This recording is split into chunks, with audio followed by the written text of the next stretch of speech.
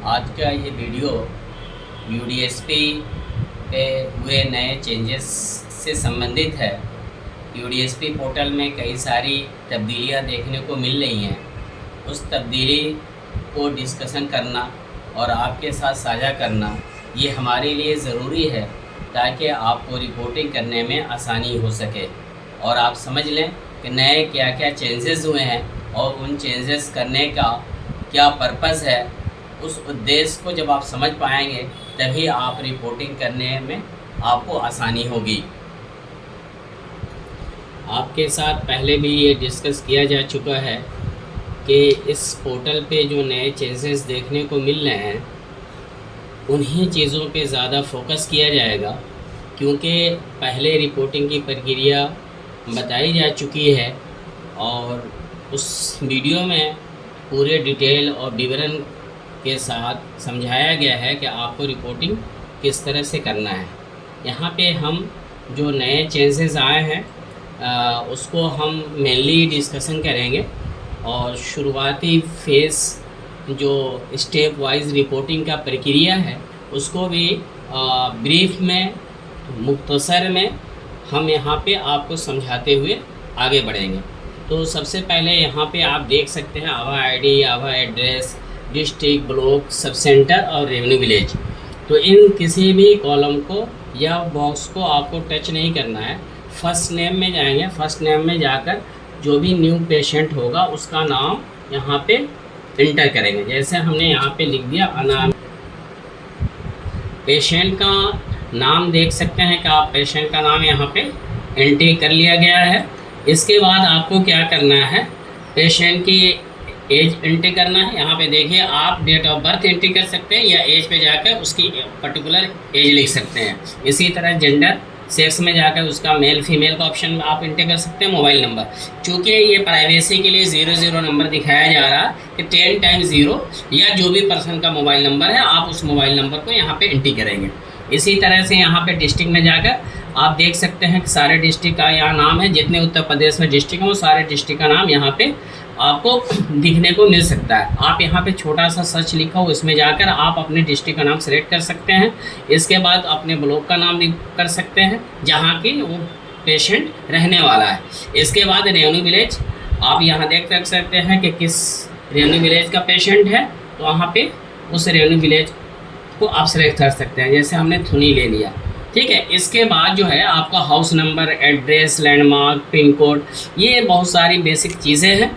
अगर आपको ये भरना चाहें तो भर सकते हैं, लेकिन नेगेटिव अगर पेशेंट है तो उसमें इस तरह की आवश्यकता नहीं होती। लेकिन अगर पेशेंट पॉजिटिव है तो बाकी इन सारी डिटेलों का होना ज़रूरी है, क्योंकि ये सर्विलांस पोर्टल है और पेशेंट को इसमें हम ट्रेस करते हैं। इतना एंट्री करने के बाद आप यहाँ पे डाटा जाकर सेव कर सकते हैं। तो इस तरह से डाटा आपका सेव हो गया और ये देख सकते हैं कि patient save successfully with case number इतना। ये एक पेशेंट जो है आपके इस पोर्टल पे रजिस्टर्ड हो चुका है। तो आप देख सकते हैं कि पहला स्टेप जो है वो हमने कंप्लीट कर लिया है। अब हम सेकंड पड़ाव पे आते हैं। तो आप यहाँ पे अगर आप मोबाइल से एंट्री कर रहे हैं तो आप ये देख रहे हैं 3-4 लाइनें जो दिखाई दे रही हैं, आपको इस पर क्लिक करना है। इस तरह से वहाँ पे मेनू दिखाई देगा। जिस तरह खाने का मेनू होता है उसी तरह से एक मेनू दिखाई देगा। इसमें कई सारे ऑप्शन आपके सामने होंगे। आपको पहला वाला और सेकंड जो ऑप्शन है एक्टिव कैंपेन, आप उस एक्टिव कैंपेन पे क्लिक करेंगे। क्लिक करने के बाद अगर आप मोबाइल से एंट्री कर रहे हैं तो आपको दोबारा इस लाइन पे क्लिक करना है, तो जो आपको मेनू दिखाई देता है मोबाइल पे वो हट जाएगा। इसके बाद आपको क्या करना है, आपको सर्वे में आना है। यहाँ सर्वे में देखेंगे कोविड कैंपेन और पीरियड कैंपेन। तो आपको जो भी ओपीडी का केस होता है उस ओपीडी के केस को रिपोर्ट करने के लिए हम पीरियड कैंपेन का इस्तेमाल करते हैं। तो आप देख सकते हैं पीरियड कैंपेन यहाँ पे दिखाई दे रहा है 2 नंबर पे। उसके सर्वे पे हम यहाँ पे क्लिक करेंगे और जैसे हम यहाँ पे क्लिक करेंगे तो जो नाम पहले से एंट्री हुए हैं वो भी दिखाई देंगे, जो न्यू एंट्री है वो भी दिखाई देगा। तो अभी हमने आपके सामने अनामिका मिश्रा का एंट्री किया था, तो ये नाम आपको यहाँ पे दिखाई दे रहा है। आप यहाँ पे इस सर्वे पे क्लिक करेंगे और सर्वे पे क्लिक करने के बाद उस उससे मरीज़ को जो प्रॉब्लम है, जो समस्या है, उससे संबंधित कुछ क्वेश्चनायर आएंगे जिसको फिल करना आपके लिए ज़रूरी है। यहाँ पे जो क्वेश्चनायर हैं मरीज़ की समस्या से संबंधित, वो क्वेश्चनायर आप यहाँ पे देख सकते हैं। क्वेश्चन है, डू यू हैव फीवर, क्या मरीज़ को फीवर है? आप करेंगे यस। पूछेगा कितने दिनों से है, तो आपको जितने दिनों से फीवर है आप वो डे इस पर मेंशन करेंगे। यहाँ पे हमने 4 दिन मेंशन किया। इसी तरह डज दैट पेशेंट हैव अल्ट्रासेशोरियम, क्या मरीज़ को अधबेहोशी वाली कैफियत तो नहीं है, उसका जो सेंस है वो डिस्टर्ब तो नहीं है? तो आप यहाँ पे यस नो के शक्ल में आप जवाब दे सकते हैं। इसी तरह do you have joint pain, यहाँ पे जो है आप जॉइंट पेन के बारे में पूछ रहा कि उसको क्या मरीज़ को जॉइंट पेन है, yes no. Is it relaxing, क्या मरीज़ को बुखार जो है बारी के साथ आता है, गैप के साथ आता है? तो आप यहाँ पे यस या नो का ऑप्शन यहाँ पे क्लिक कर सकते हैं। इसी तरह से do you have diarrhoea, do you have jaundice, do you have swelling in any part of the body, do you have skin thickening in any part of the body. इस तरह से यस नो के शक्ल में आपको जवाब देना है। Do you have scrotal swelling hydrocele, do you have breast swelling, do you have white colour urine, ठीक है। Is it patient passing the urine, तो यहाँ पे आपको यस नो दोनों यहाँ पे भी ऑप्शन है। तो यहाँ पे अगर आपने नो कर दिया बाय चांस, तो यहाँ पे फिर पूछेगा कि कितने दिनों से यूरिन रिटेंशन है। इसी तरह से do you have any rash over the body, तो इस तरह के क्वेश्चन आए हैं, आपको यस नो में जवाब देना है। देने के बाद आपको फिर यहाँ पे नेक्स्ट के ऑप्शन पे क्लिक करना है। यहाँ पे एक चीज़ आपको बताना ज़रूरी है कि ये जो क्वेश्चनायर हैं इसके बारे में हम एक अलग वीडियो और डिटेल में बनाएंगे, ताकि आपको इस सारे क्वेश्चन हिंदी में समझ सकें कि आप इसका क्या मीनिंग है, इसका क्या मतलब होता है। लेकिन चूँकि वीडियो लंबा होने के कारण हम उसको यहाँ पे डिटेल में डिस्कस नहीं कर रहे हैं, बल्कि आपको शॉर्ट में बताकर आगे बढ़ रहे हैं कि यहाँ पे आपको नेक्स्ट करना है। यहाँ पे देखेंगे कि जब आप सारे कॉलम को भर लेंगे तो यहाँ पे ये जो नेक्स्ट लिखा है ये हाईलाइटेड रहेगा। अगर ये हाईलाइटेड नहीं है तो इसका मतलब कि कोई भी ऑप्शन आपका छूट रहा है, तो आप उस पर चेक कर लीजिए। चेक करने के बाद जैसे ये हाईलाइट होता है तो आप यहाँ पे क्लिक करेंगे, तो ये are you sure you want to save that survey, आप यहाँ पे करेंगे ओके। तो इस तरह से आपकी रिपोर्टिंग यहाँ पे सर्वे कंप्लीट होगा। उसके बाद यहाँ पे पूछा जा रहा है कि आपका जो है, यहाँ पे आप देख सकते हैं एक्टिव कैंपेन का है, यहाँ पे क्लिनिकल डायग्नोसिस यानी मरीज़ को क्या प्रॉब्लम है, ठीक है। तो यहाँ पे एक ये जानना बहुत ज़्यादा ज़रूरी है, जो चेंजेस आए हैं यहाँ पे कुछ नई चीज़ें ऐड हुई हैं। जैसे देखिए फीवर विथ रैश, ये ऑप्शन पहले नहीं था। Only fever less than 7 days, ये ऑप्शन नहीं था। फीवर विथ अल्ट्रासेशोरियम, ये ऑप्शन नहीं था। तो यहाँ पे ये बताना एक्यूट एन्सेफेलाइटिस सिंड्रोम इसमें ऐड हो गया। तो ये जानना ज़रूरी है कि इसमें जो है IDSP के अंतर्गत जो 33 बीमारियां आती हैं, वो सारी बीमारियां धीरे धीरे जो है इस पे इंक्लूड होने वाली हैं, इस पे शामिल होने वाली हैं, और आने वाले दिनों में कुछ और बीमारियां ऐड होती हुई दिखाई देंगी। तो पहले इस पे जो पोर्टल बनाया गया था उस पर सिर्फ 12 बीमारियाँ थी जिसकी रिपोर्टिंग इस पोर्टल पे करना ज़रूरी था। लेकिन अब जो है इस पर धीरे धीरे कई सारी बीमारियों को इस पर बढ़ाया जा रहा है। तो आप देख सकते हैं fever with bleeding, only fever less than more than, दोनों ऑप्शन इस पे आ गया, मोर देन 7 डेज और लेस देन 7 डेज। तो अगर आप यहाँ पे एक चीज़ समझ लीजिए, अगर किसी बीमारी को हमने यहाँ डेंगू या मलेरिया, टाइफाइड, कोई भी एक बीमारी अगर हम सिलेक्ट कर लेते हैं तो इसके टेस्ट के ऑप्शन भी एक ही आएंगे। लेकिन अगर हमने सिंड्रोम या सिम्टम सेलेक्ट कर लिया है जैसे लेस देन 7 डेज, तो बुखार से संबंधित जितने टेस्ट हो सकते हैं वो सारे ऑप्शन यहाँ पे दिखाई देंगे। तो हम मल्टीपल टेस्ट यहाँ पे कर सकते हैं जब ये ऑप्शन हम लेंगे। लेकिन अगर हमने किसी खास बीमारी को ले लिया, डेंगू, मलेरिया, तो फिर एक ही ऑप्शन मिलेगा आपको टेस्ट करने के लिए।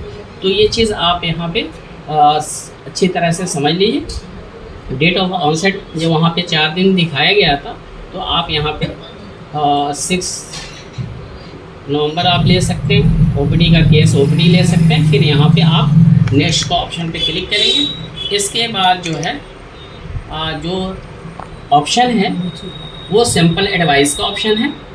तो यहाँ पे जो बताना ज़रूरी है कि ये एक ऐसा और फेज़ है कि आगे हम रिपोर्टिंग को यहीं पे क्लोज करना है या यहीं से सैंपल को हम लैब में भेजना है। तो ये चीज़ यहाँ पे हम समझ सकते हैं। तो clinical diagnosis, date of onset, OPD और आईपीडी का ऑप्शन जब हम भर लेते हैं और नेक्स्ट का बटन जैसे ही दबाते हैं तो यहाँ पे डाटा फीच करता है। उसके बाद वो आगे का प्रोसेस दिखाता है और डाटा सेव होने के बाद हमारे सामने जो है सैंपल एडवाइस का ऑप्शन आ जाता है। तो जो एनएम है अगर वो रिपोर्टिंग कर रही हैं तो वो आगे सैंपल एडवाइस का, अगर कोई मरीज़ है अगर उनको सैंपल जांच कराना है अपने सीएससी पे या अपने पीएससी पे या हेल्थ वेलनेस सेंटर पे जहाँ पे सीएसओ की पोस्टिंग है, जो आम आजकल कहा जाता है, अगर वहाँ पे जांच कराना है तो वहाँ पे सैंपल यहाँ से भेज सकते हैं। अगर उनको एक दिन का फीवर है, अगर टेस्ट नहीं कराना है तो यहाँ पे आकर डायरेक्ट डाटा को सेव कर सकते हैं। तो यहाँ पे जो है इस सैंपल एडवाइस के ऑप्शन को स्किप कर सकते हैं, छोड़ सकते हैं और छोड़कर यहाँ पे डाटा को सेव कर सकते हैं। एक तो ऑप्शन ये है। दूसरा ऑप्शन ये है कि यहाँ पे मरीज़ का टेस्ट कराना है। तो देखिए हमने पहले बताया था कि अगर आपने फीवर वाला ऑप्शन लिया है तो आपको देखिए फीवर से संबंधित इतने सारे टेस्ट हो सकते हैं, वो सारे टेस्ट का ऑप्शन यहाँ पे आपको दिखाई दे रहा है। मान लीजिए कि यहाँ पे हम मलेरिया, चूँकि गैप के साथ उसको फीवर आ रहा था तो हमने यहाँ मलेरिया का टेस्ट करना है। यहाँ पे हमने ले लिया आरडीटी की ऑप्शन। यहाँ पे एक चीज़ ये ध्यान रखना है कि आपके पास जो है एलाइज़ा टेस्ट का ऑप्शन है तभी एलाइज़ा सेलेक्ट करना है। अदरवाइज जो सीएससी है या पीएससी है या जो सीएचओ हैं उन सभी के पास ज़्यादातर आरडीटी किट का ही ऑप्शन है। उन सभी को आरडीटी किट का ऑप्शन ही सिलेक्ट किया जाना चाहिए। तो ये चीज़ सेलेक्ट करते वक्त वो ज़रूर ध्यान रखें कि वो आरडीटी किट का ही ऑप्शन सेलेक्ट करें। हाँ, अगर उनके पास किसी सीएससी के पास एलाइज़ा का ऑप्शन है, ठीक, वो सेलेक्ट कर सकते हैं, लेकिन ज़्यादातर सेंटरों पे आरडीटी किट का ही ऑप्शन है, इसलिए आरडीटी किट का ही ऑप्शन वो सेलेक्ट करें। यहाँ पे सिंपल टाइप में होल ब्लड ले लिया आपने और आज सिंपल का डेट आपने ले लिया। इसके बाद जो है अगर गवर्नमेंट सेक्टर है तो पब्लिक का ऑप्शन लेना है, प्राइवेट सेक्टर है तो प्राइवेट ऑप्शन लेना है। अब ये चीज़ आपको जानना पड़ेगा कि अगर हम प्राइवेट पब्लिक ले रहे हैं तो पब्लिक हॉस्पिटल यानी गवर्नमेंट हॉस्पिटल ही दिखाई देंगे। अगर प्राइवेट में आप सेलेक्ट किया है तो प्राइवेट हॉस्पिटल ही दिखाई देंगे, कोई अदर हॉस्पिटल दिखाई आपको नहीं देगा। यहाँ पे जाके सर्च में, जैसे हमारा जौनपुर का है तो हम JA लिखेंगे। यहाँ पे देखा होगा आपने, हम फिर से एक बार दिखाने की कोशिश करें। सर्च लिखा हुआ, आप यहाँ पे जाइए और यहाँ पे हल्का सर्च लिखिए। सर्च में जाके JU लिखेंगे, जौनपुर आ जाएगा। तो आप इस तरह से, इसके बाद लैब में जाना है। लैब में जाने के जैसे थुनी है तो हम यहाँ पे जाके थुनी में का केस था तो आप यहाँ पे देखिए, यहाँ लैब SC यानी सब सेंटर थुनी जौनपुर दिखाई देने लगा। हमने यहाँ पे इसको सेलेक्ट कर लिया। हम इसको जिस लैब में भी टेस्ट कराना चाह रहे हैं, जिस लैब में सैंपल भेजना चाह रहे हैं, जिस लैब में मरीज़ को भेजना चाह रहे हैं, वो लैब आप यहाँ पे सेलेक्ट कर सकते हैं। तो इस तरह सेलेक्ट करने के बाद आप यहाँ पे ऐड करेंगे। ऐड करने के बाद अगर कोई और टेस्ट करना है, मान लीजिए इसके टाइफाइड का भी टेस्ट करना है तो आपने टाइफाइड का ऑप्शन सेलेक्ट कर लिया। आप यहाँ पे आरडीटी किट ले लिया। विडाल लेना है, विडाल भी ले सकते हैं, लेकिन विडाल टेस्ट करना आपको ज़रूरी होगा। ठीक है, इसी तरह से आपने यहाँ पे ले लिया, ये पब्लिक आपने ले लिया। यहाँ पे जाके जौनपुर ले लिया आपने और यहाँ पे लैब में जाकर यहाँ पे जाइए, यहाँ पे आपने थुनी ले लिया, फिर ऐड किया। तो इस तरह से आप मल्टीपल टेस्ट का ऑप्शन यहाँ पे 1 बाय 1 सेलेक्ट करके सेलेक्ट कर सकते हैं। इसके बाद यहाँ पे डाटा को सेव करेंगे। जब डाटा आप सेव करेंगे, सेव करने के बाद आपका ये डाटा कहाँ चला जाएगा, लैब वाली आईडी में चला जाएगा। तो यहाँ से आप जो है लैब वाले ऑप्शन में हम यहाँ से डाटा को भेज दे रहे हैं। ठीक है, तो इस तरह से जो है फैसिलिटी वाले ऑप्शन पे इसकी रिपोर्टिंग कंप्लीट होगी। लैब पे कैसे देखेंगे, उसकी क्या प्रक्रिया है, उसको अभी हम थोड़ी देर में समझाएंगे।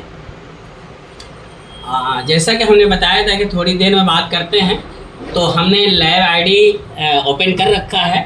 लैब आईडी ओपन करने के बाद इस तरह से आपको इसका फेस दिखाई देगा। तो यहाँ पे देख सकते हैं search patient, active campaign, patient list, consignment, arrival, consignment, verify sample. तो जो थर्ड स्टेप है वो वेरीफाई सैंपल का है, जो लैब में ही मिलेगा, कहीं और नहीं मिलेगा। और लैब एडमिन की जो आईडी है उसी पे ये ऑप्शन दिखाई देता है, क्योंकि यहाँ से रिज़ल्ट चढ़ाया जाता है। तो यहाँ पे वेरीफाई सैंपल में हम जाएंगे। वेरीफाई सैंपल में जाएंगे तो आप देख सकते हैं कि एक साथ यहाँ पे बहुत सारे सैंपल पहले से भी पड़े हुए हैं। तो आप चाहेंगे तो यहाँ पे जब आप क्लिक करेंगे तो सारे एक, जैसा कि हमने बताया था कि आपको जो थर्ड स्टेप है वो आपको थर्ड स्टेप लैब वाली आईडी में मिलेगी। लैब आईडी में जाकर आपको इसी मेन्यू पे वेरीफाई सैंपल का ऑप्शन मिलेगा, जो थर्ड स्टेप है। और थर्ड स्टेप जैसे वेरीफाई सैंपल आप क्लिक करेंगे तो आपको यहाँ पे पूरी लाइन लिस्ट दिखाई देगी। तो आप देख सकते हैं कि हमने जो नाम एंट्री किया था 2 सैंपल, वो यहाँ सैंपल अनामिका मिश्रा का यहाँ पे दिखाई दे रहा है, टाइफाइड का और रैपिड किट मलेरिया का। इसके अलावा और भी नाम दिखाई दे रहे हैं जो पहले से ये सैंपल यहाँ पे पेंडिंग में पड़े हुए हैं। तो आप चाहें तो यहाँ पे क्लिक करने के बाद एक साथ सभी सैंपल को क्लिक कर सकते हैं, या अगर पूरे सैंपल को क्लिक करना नहीं चाहते हैं तो आप यहाँ पे जो 2 सैंपल आपने लिया, अभी हमने एंट्री किया है, उस सैंपल को हम यहाँ पे देखेंगे रिसीव का ऑप्शन आएगा, यहाँ पे हम इसको रिसीव करेंगे। मोबाइल से जब आप एंट्री करेंगे तो आप मोबाइल के निचले पार्ट में देखेंगे कि हल्का सा ये केसरिया रंग या ज़फ़रानी जो कलर है वो आपको दिखाई देगा, आपको उस पर टच करना होता है। तो जैसे हम रिसीव पे आपको क्लिक करेंगे तो यहाँ पे कंफर्म का ऑप्शन आएगा और आप यहाँ पे कंफर्म करेंगे। जब कंफर्म करेंगे तो इसका मतलब ये हुआ कि आपके लैब में सैंपल रिसीव हो चुका है। इसके बाद आप सैंपल लिस्ट में जाएंगे, ये 4th स्टेप है। 4th स्टेप सैंपल लिस्ट में जाएंगे। सैंपल लिस्ट में जाएंगे तो देखिए आपने 2 सैंपल यहाँ भेजा था, वो 2 सैंपल यहाँ पे दिखाई दे रहा है। और यहाँ पे जाने के बाद यहाँ पे टिक मार्क करेंगे, फिर अपडेट पे जाएंगे और मरीज़ का जो रिज़ल्ट है वो यहाँ पे जाने के बाद पॉजिटिव नेगेटिव हम यहाँ पे इसको अपडेट करने के बाद यहाँ पे सबमिट करेंगे। तो आप देख सकते हैं कि रिपोर्टिंग प्रक्रिया चल रही है और जैसे ये रिपोर्ट अपडेट होगा यहाँ पे लिख के आ जाएगा रिज़ल्ट अपडेटेड सक्सेसफुली। इसी तरह से एक और सैंपल और रह गया था, उसका भी रिज़ल्ट हम इसी टाइम अपडेट कर देते हैं ताकि आप अच्छी तरह से समझ सकते हैं कि किस तरह से रिपोर्टिंग इस पोर्टल पे की जा रही है। तो देखिए हमने ये भी सैंपल सबमिट कर दिया और रिज़ल्ट इसका भी अपडेट हो गया। तो ये एक प्रक्रिया थी कि वहाँ से फैसिलिटी से डाटा को किस तरह से लैब में भेजते हैं और लैब में भेजने के बाद हम कहाँ से उसका रिज़ल्ट अपडेट करेंगे, कैसे सैंपल को वेरीफाई करेंगे। सैंपल को वेरीफाई करने के लिए वेरीफाई सैंपल में जाना है, वहाँ पे टिक मार्क करना है, रिसीव के नीचे रिसीव का ऑप्शन दिखाई देगा, उस रिसीव पे क्लिक करेंगे, फिर कंफर्म का ऑप्शन आएगा, कंफर्म कर देंगे। उसके बाद सैंपल लिस्ट में जाएंगे, सैंपल लिस्ट में जाने के बाद फिर टिक मार्क करेंगे, नीचे अपडेट का ऑप्शन आएगा और अपडेट पे क्लिक करेंगे तो रिज़ल्ट का ऑप्शन दिखाई देगा। फिर रिज़ल्ट उसका जो भी होगा वो रिज़ल्ट अपडेट करेंगे और डाटा को सबमिट करेंगे। इस तरह से हमारी रिपोर्टिंग कंप्लीट हो जाएगी। तो इस तरह से आप फैसिलिटी से लैब में डाटा भेजकर अपनी रिपोर्टिंग यूनिट की रिपोर्टिंग कंप्लीट कर सकते हैं। थैंक यू, शुक्रिया। तो ये वीडियो जो है CHO के लिए, NM के लिए प्लस फार्मासिस्ट और LT के लिए बनाई गई है कि आप किस तरह से फैसिलिटी की रिपोर्टिंग लैब में भेज सकते हैं और लैब में जाने के बाद उसका रिज़ल्ट कैसे अपडेट कर सकते हैं। तो ये वीडियो यहाँ पे कंप्लीट कर दी गई है। आप इस वीडियो के माध्यम से रिपोर्टिंग प्रक्रिया को अच्छी तरह से समझ सकते हैं। किसी तरह का कोई इशू होगा तो आप हमसे डायरेक्टली संपर्क कर सकते हैं। और इस तरह के वीडियो देखने के लिए लाइक करें, चैनल को सब्सक्राइब करें और जो भी आपके इशू समस्याएं हैं उसको यहाँ पे हम आपके साथ डिस्कस कर सकते हैं। थैंक यू, शुक्रिया।